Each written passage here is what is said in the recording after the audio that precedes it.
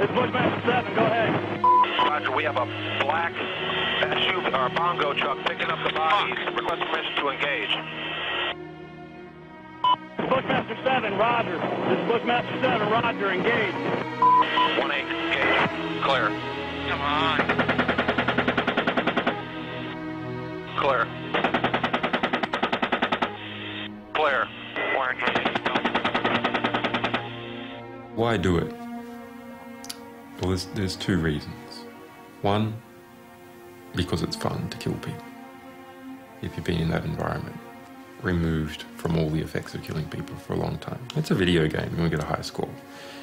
The other is they brag after a kill streak about how many people they kill. They go back to base and go, hey, killed 13 today.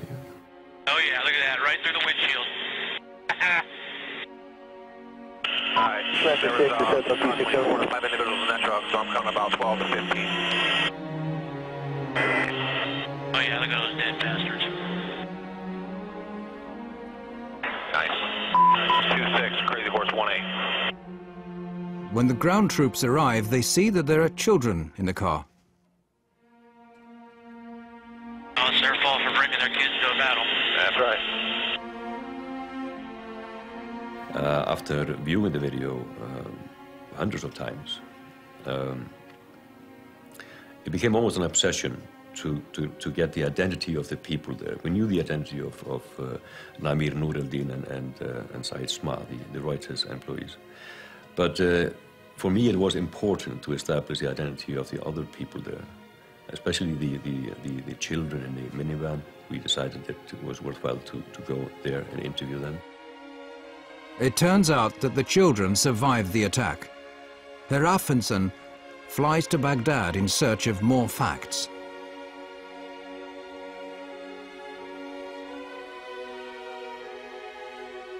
Gerist hér á þessu horni í Al-Amir-hverfinu í austurhluta Bagdad 12. júlí 2007. He traces the whereabouts of the children and shows the helicopter film to the victim's family. يعني يشيل أطفال بالسيارة يعني مسلح هذا ويشيل عائلة ويعني ينزل يشوفه يفتح الباب غير هو كاميرات عنده طيار وهاي غير يشوف يعني مشاعره. I think we could fairly establish fairly well from a journalistic point of view that the reason why the minivan was there was basically a coincidence that the driver stumbled up on the scene. He was driving his kids to a tutorial. يعني زوجي ما سوى شيء غلط، نقض جريح بأنه هو يساعده، بس كانوا أطفاله وياه بالسيارة. يعني شنو مشاعره؟ شو أقوله؟ شنو ذنبه هو من ضربوه وجهاله وياه بالسيارة؟ يعني ما لهم كل ذنب. On the 5th of April 2010, WikiLeaks publishes the collateral murder film. The impact is no less than extraordinary. Disturbing footage apparently showing civilians being killed by the US military in Iraq. It was leaked from within the defense community to a website. Ja, det var på sajten Wikileaks som den här kontroversiella videon lades ut. Wikileaks har kallats en maktfaktor i det nya medielandskapet. Och vissa menar att det här är... By putting all their resources into the helicopter video, WikiLeaks have managed to attract the attention of some of the biggest players in the news business. This is precisely what Assange needs to help him handle the rest of the leaked US material. I had been looking at this release and studying it and understanding how to come up with a way to deal with such a tremendously large volume of material that would actually not simply drown any one organization. Assange proceeds to contact the New York Times, The Guardian and Der Spiegel. He manages to persuade the chief editors of these globally respected papers to publish his material in a coordinated fashion, with Assange pulling the strings. What is new is us enforcing cooperation between competitive organizations that would otherwise be rivals to do the best by the story, as opposed to simply just doing the best by their own organization. In late July 2010, the Afghanistan reports are published at the same time and day. En av militärhistoriens största informationsläckor väcker starka reaktioner. Well, one of the biggest leaks in US military history has exposed several cover-ups over the war in Afghanistan. The real story of this material is that it's war. It's one damn thing after another. The publication of the material is met with praise as well as strong criticism. The Defense Department demands that WikiLeaks return immediately to the U.S. government all versions of documents obtained directly or indirectly from the Department of Defense databases or records. For the first time, WikiLeaks are now facing criticism that they find hard to respond to. The material includes the names of civilian Afghanis, putting them at risk of being targeted by the Taliban. The battlefield consequences of the release of these documents are potentially severe and dangerous. Mr. Assange can say whatever he likes about the greater good he thinks he and his source are doing, but the truth is they might already have on their hands the blood of some young soldier or that of an Afghan family. Releasing classified material can be very risky, but Assange says that the end justifies the means. We would have had to have released all this material without separating out any of it, or released none. The value, the extraordinary value of this historic record to the progress of that war and its potential to save lives outweighs the danger to innocence. WikiLeaks now takes steps to avoid making the same mistake again. Their next publication, 400,000 military reports from the Iraq War, are painstakingly edited and names removed. They also start reinforcing their network of experienced journalists. Hey. Okay, so two spicy How are you? Ian Overton is editor of the independent London-based Bureau of Investigative Journalism, who are now going to analyse the material and produce their own documentaries. It was a frantic rush of getting the best people we could on board, and we drew up a team of 25 people over a weekend, and my phone went red hot calling people. It was Saturday night in the middle of August, and about sort of 5 or 6 of us at the Bureau met with Julian.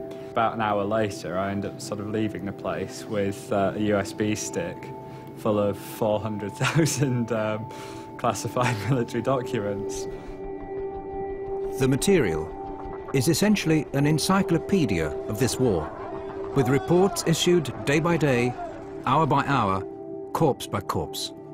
Absolutely unfiltered. These are the reports written by people on the ground straight afterwards. It's kind of the day-to-day war through their eyes. And that's new. We haven't been able to do that before, ever, really. The material tells of tens of thousands of civilian casualties, figures that the US have withheld to date. And the widespread practice of torture that the US said they'd put a stop to is still being practiced by their Iraqi allies.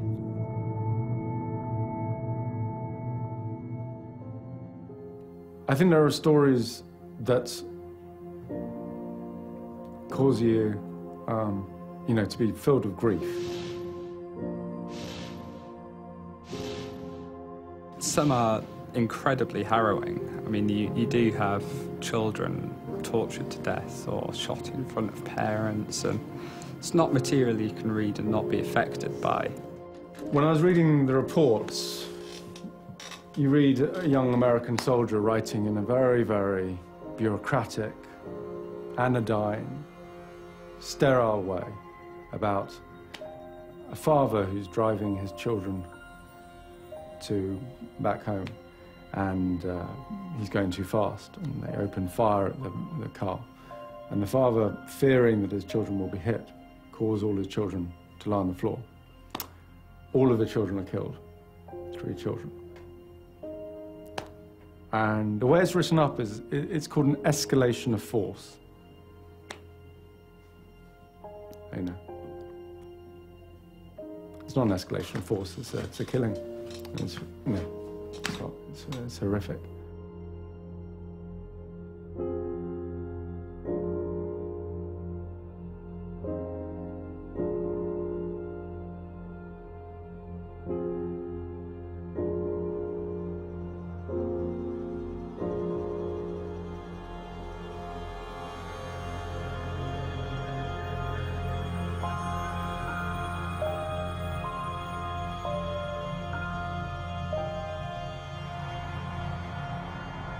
Now, is anything truly new in war? War is hell. Awful things happen. And what these logs tell us is that war is hell. They don't hide from the truth. They're not spun by a military spin doctor talking in an air-conditioned conference room in the green zone. This is visceral, unequivocal death written in raw detail. 109,000 lives lost over the course of these reports. We're all doing what we can in something so huge that people can and hopefully will study this data for years. This is worth telling, this is worth getting out there. The lack of respect for human life runs like a common thread through the material. These images are of a helicopter crew who have just received orders to bomb a building where 3 enemy soldiers are thought to be hiding. If you'd like Crazy Horse 1A to put up missile on that building. A passerby suddenly turns up. But the crew don't wait. It was a missile. The crew could have waited until the man had passed. This is perhaps a measure of how human life was valued in Baghdad. Private cars being pursued by an attack helicopter.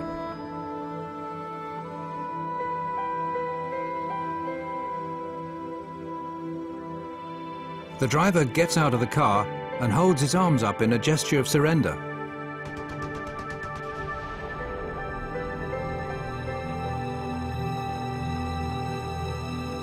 The more horrific the discovery the investigators in London make, the more they get the feeling of being threatened.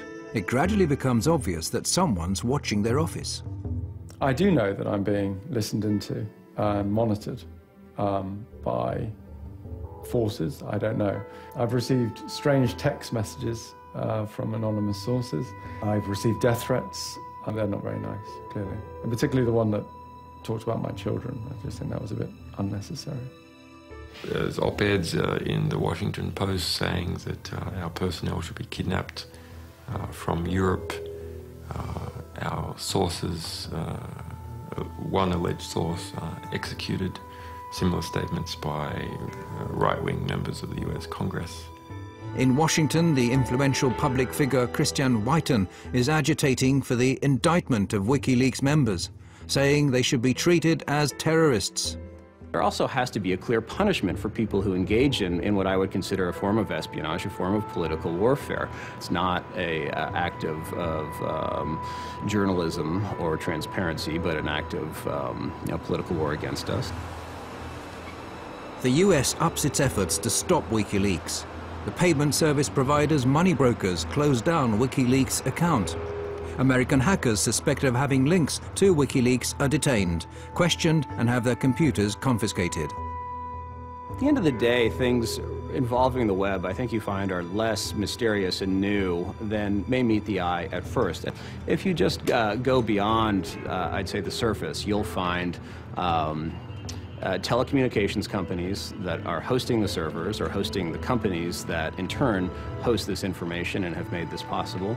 You'll find banks that provide banking services to these people. You'll find landlords who provide rent to the individuals involved. So to that extent, I'm pretty sure you can peel back the onion and find exactly what this organization is, where it conducts its activities, and which jurisdiction it's subject to most directly.